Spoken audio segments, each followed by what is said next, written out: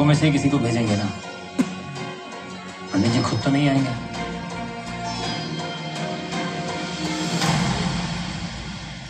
चिद्दाले के कहने पे आप सभी यहाँ आए।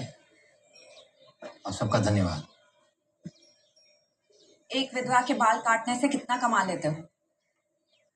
1 कौड़ी। 1 कौड़ी।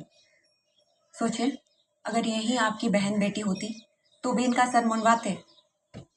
और ये कोई धर्म नहीं है, सिर्फ एक प्रथा है जिसे आप ही खत्म कर सकते हैं।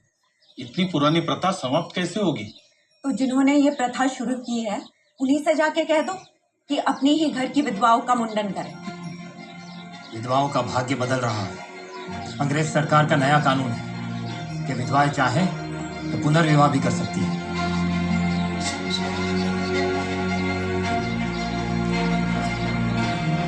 चलो डालो सब लोग, डालो।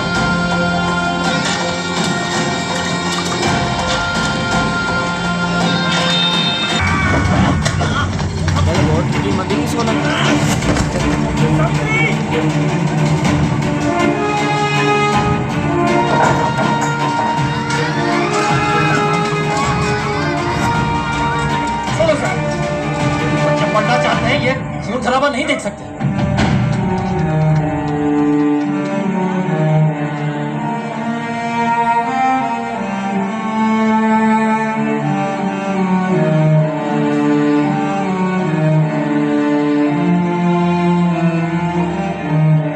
मैं जानता हूं तुम लोग हत्यारे नहीं हो।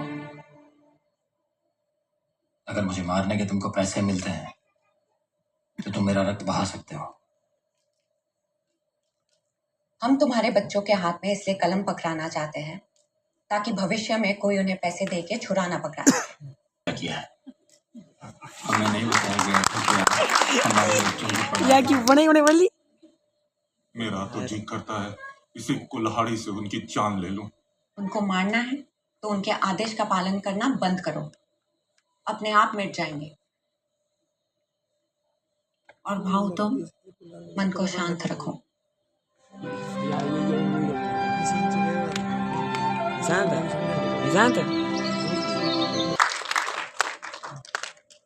यशवंत,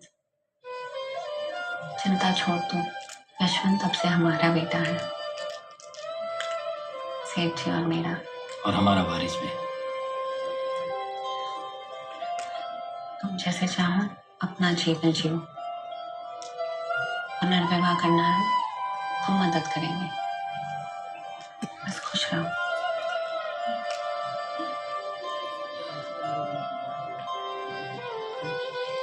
और विचार के आधार पर जीती है।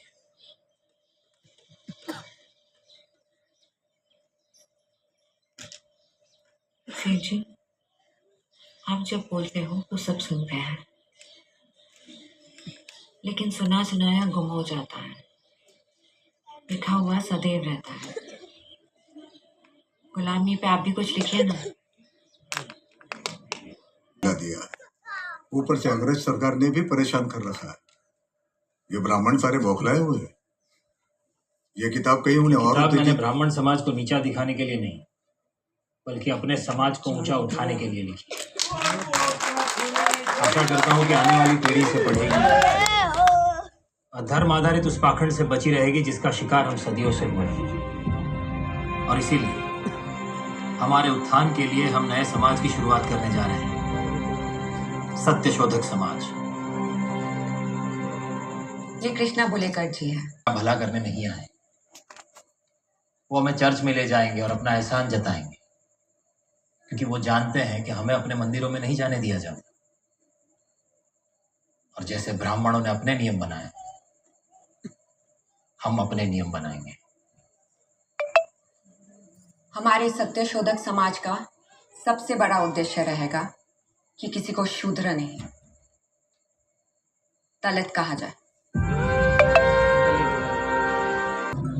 बंद करो यह धर्म। आनीसी जरित्वान दिले।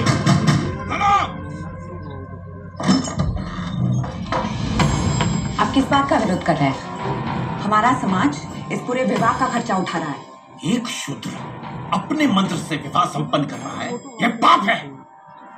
ये ब्राह्मणों का बनाया हुआ कानून है, भगवान का नहीं। किसका कानून चलेगा ये अब अदालत फैसला करेगी।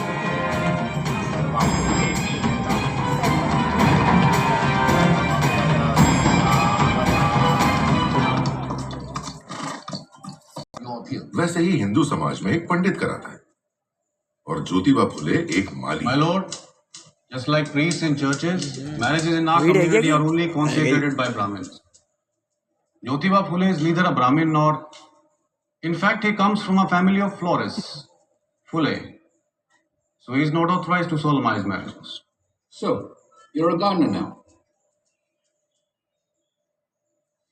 My lord, I'm defending this case. जवाब में कमल शास्त्री ने कहा, जब पंडित छोटी जात के जोड़े का विवाह संपन्न कराता है तो उन्हें दूर से ही आशीर्वाद देता है, छूता भी नहीं। इसीलिए इस बेइज्जती से बचने के लिए ज्योतिबा फुले ने ये प्रथा शुरू की। But the Brahmin priests stay far away from blessing the lower caste couples. They consider it below their dignity. That's humiliating. Precisely, my lord. To fight this humiliation, Jyotiba and Savitri have conducted marriage. चिंता थी कि अगर ये प्रथा शुरू हुई तो उनकी आमदनी का नुकसान होगा। ये धर्म का नहीं, रोजी रोटी का सवाल था। ज्योतिबा अपनी प्रथा चलाना चाहते हैं तो चलाएं, लेकिन विवाह की आय ब्राह्मणों को दें। And I pray that the fees that is to be paid in such cases be paid to the Brahmin priests who are being. Question to the learned public prosecutor.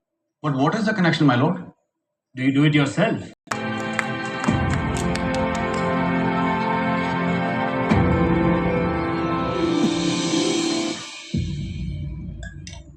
I've come to a conclusion. I must